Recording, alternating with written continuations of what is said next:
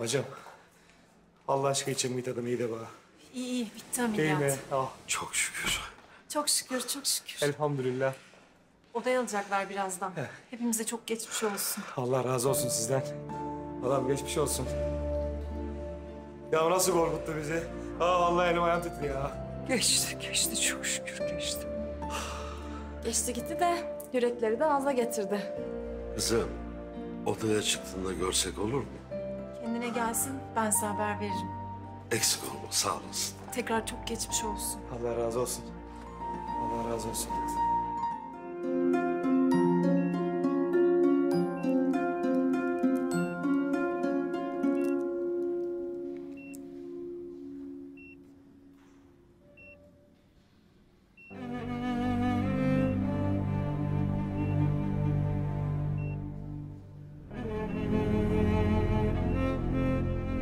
Abla ne oluyor? Ha?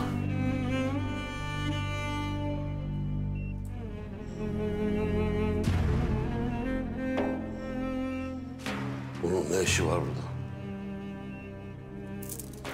Seyit Ali yapma. Karışma abla.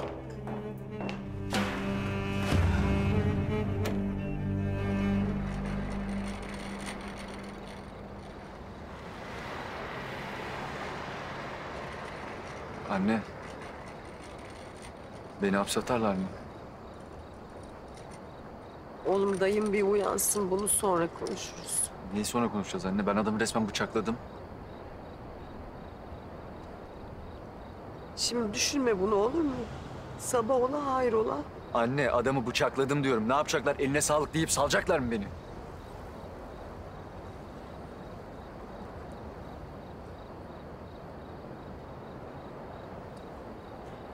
Defne. Ya kızım bari sen yapma, ne olursun sen üzme bari beni. Ya bir yüreğinizi karartmayın. Bir içinizi ferah tutun, bir... Anne,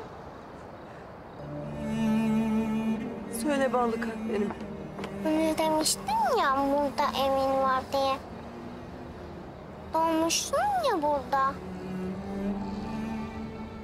Evet Seyit Ali. Şimdilik biz eve giremedik ya.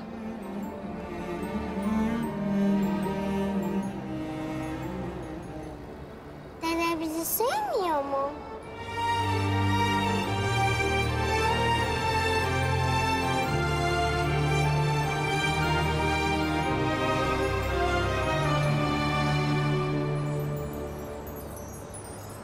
Sevmez olur mu hiç?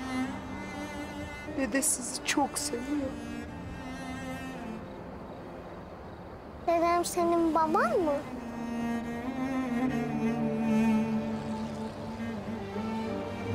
Evet yavrum.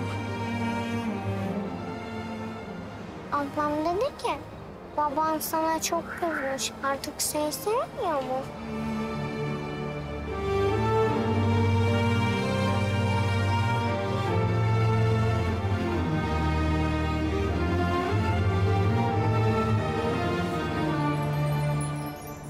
Hiç olur mu öyle şey?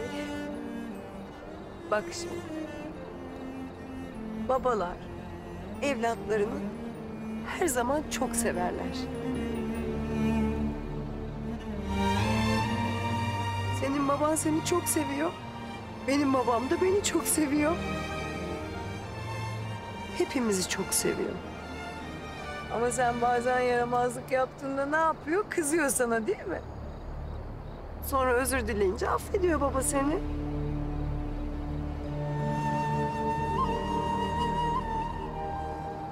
Böyle bir şey. O zaman özür dile, affetsin baban seni. Biz de eve alsın. Affeder değil mi anne?